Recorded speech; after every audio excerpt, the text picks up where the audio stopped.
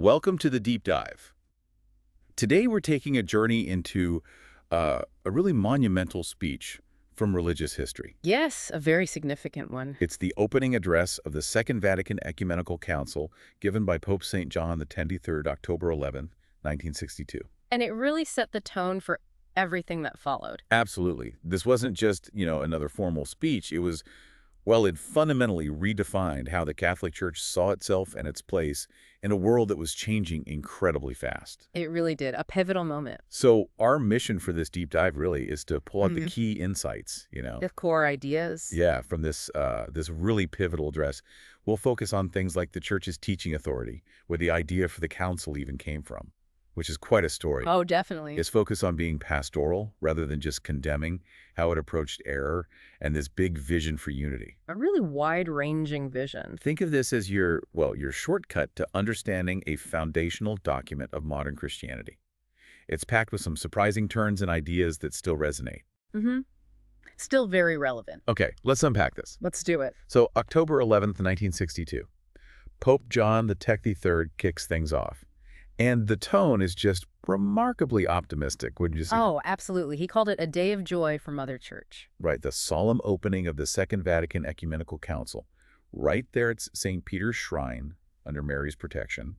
You could almost feel the anticipation. You can. And what's really insightful, I think, is how he immediately placed Vatican II within this long, long tradition. Okay, so not presenting it as a complete break from the past. Not at all. He explicitly mentioned 20 ecumenical councils before it, plus many thousands of regional ones. Oh, okay. And he framed these as positive proof of the Catholic Church's vitality, constant proof of her, quote, teaching authority which never fails. Ah, so using that deep history to legitimize what was actually quite a radical step in some ways. Exactly. It's showing that a living tradition must adapt to stay vital. It was masterful, really. So, with that foundation laid, how did he define the specific job of this council? What made Vatican II different?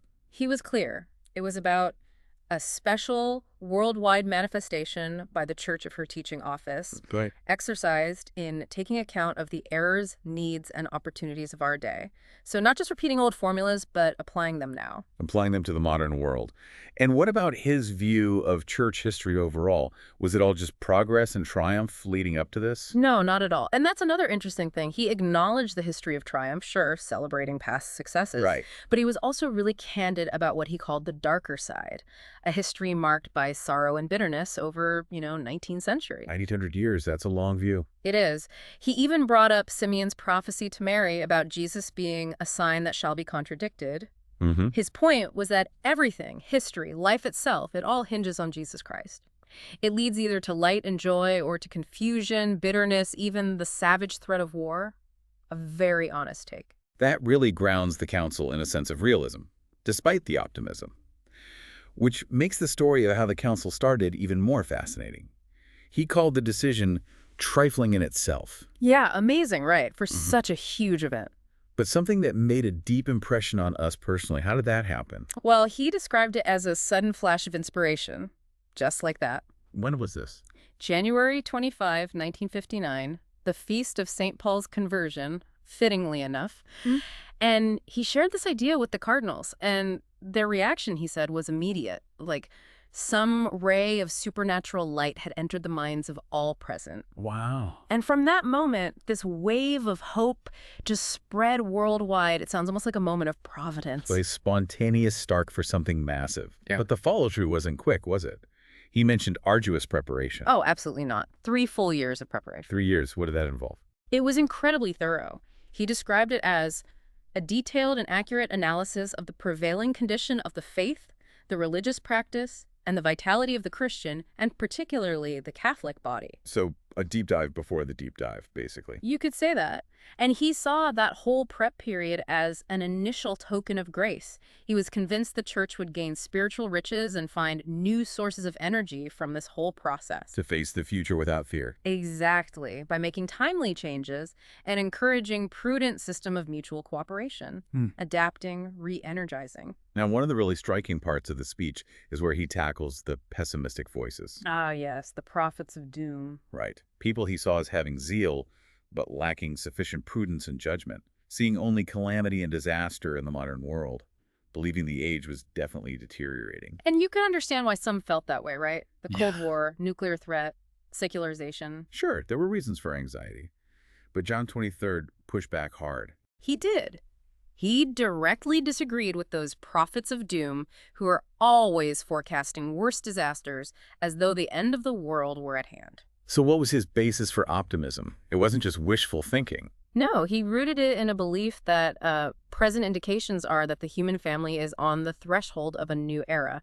He saw God's hand guiding things, even through the struggles. Seeing divine providence even in challenging times. Exactly. Believing humanity was being guided towards something new, something better, whether people realize it or not. And amidst all this, he found a silver lining almost in the state of world affairs. This idea of civil intervention eliminated.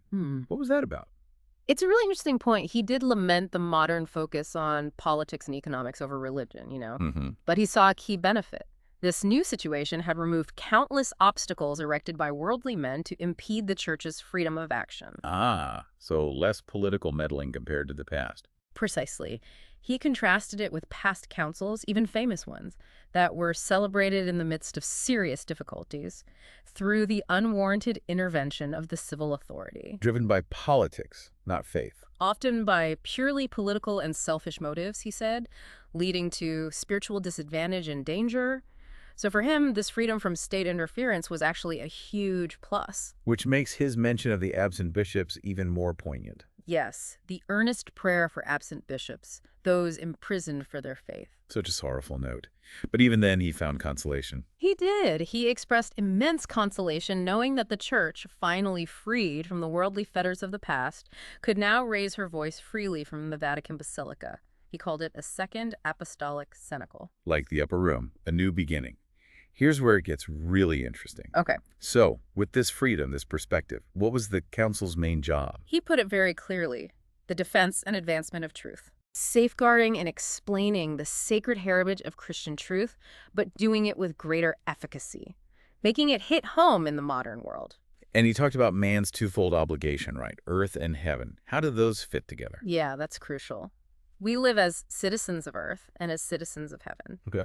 The obligation is to strive for heavenly values through the right use of the things of this earth. So you don't jeopardize eternal life, but you also don't check out of this world. So seeking the kingdom of God first. Always first. But that includes contributing to the material good of humanity. Your work in the world matters. It's part of your faith. It's integrated, not separate. And how did science and progress fit into that? Well, he said the church admired man's inventive genius and scientific progress. No denial there. Right. But the church always goes beyond science. It constantly urges people to look beyond such visible phenomena to God. The ultimate reality. Right. The fear was that people might get so caught up in their own creations, they forget to worship the Creator. Him only shalt thou serve. Which leads us right to this idea of a fresh approach. How to actually bring church teaching home to the modern world. Yes, and this is a major, major point. He explicitly said the council's duty was not just to guard the truth like a museum piece. Okay, not just preserving it. Nor was it primarily about just restating things everyone already knew. The need was for a new enthusiasm, a new joy and serenity of mind in faith. A different spirit. And for the doctrine itself to be more widely known, more deeply understood, and more penetrating in its effects on men's moral lives. More impactful. Exactly. And here's the key phrase. It needed to be studied afresh and reformulated in contemporary terms. Reformulated. That sounds significant. It is. He drew a crucial distinction between the deposit of faith, the core unchanging truths, and the manner in which these truths are set forth. Ah, the message versus the delivery method. Precisely. The delivery can and sometimes must adapt to be understood. That distinction is huge. And it directly sets up perhaps the biggest shift he announced. How the church deals with error. He admitted the church had always opposed these errors, often condemning them with the utmost severity. Yes, he acknowledged that history. But then he pivots. Dramatically. Yeah. He says, today, however, Christ's bride prefers the balm of mercy to the arm of severity.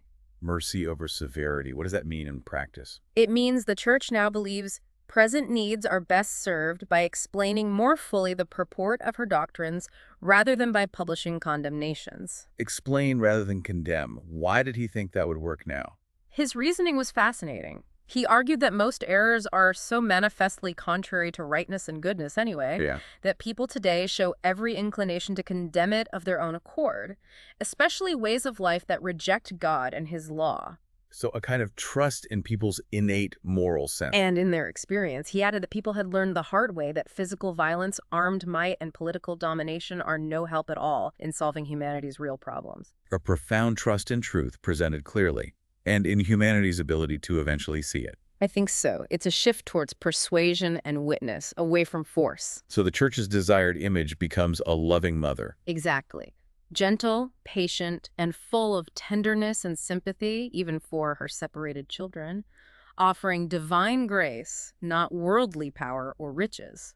A complete change in posture. And this approach, this gentleness, feeds right into his ultimate goal, doesn't it? This grand vision of unity. Absolutely.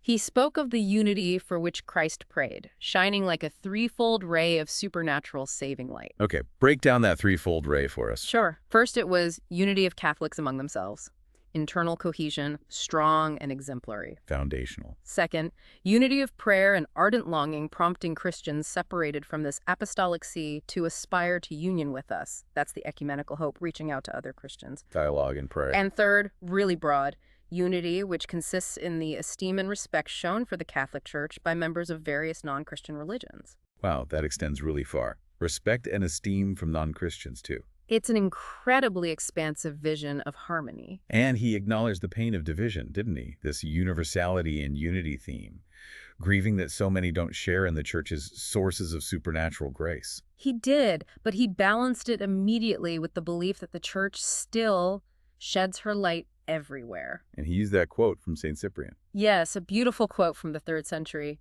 The Church, radiant with the light of her Lord, sheds her rays over all the world. That light of hers remains one. Her corporate unity is not divided. The head is one, the source is one. She is the one mother of countless generations. A powerful image of unity and diversity spanning centuries. It perfectly captured the vision. The Council's aim, ultimately, was to figure out how to have the message of salvation more readily welcomed by men. Making the message accessible. And by doing that, he believed the Church was blazing a trail towards that unity of the human race. Bringing earth closer to heaven. Exactly. Conforming our earthly realm to the heavenly one, whose king is truth, whose law is love, whose duration is eternity. A truly inspiring goal. So looking back at that opening address, it really did set out a revolutionary spirit, didn't it?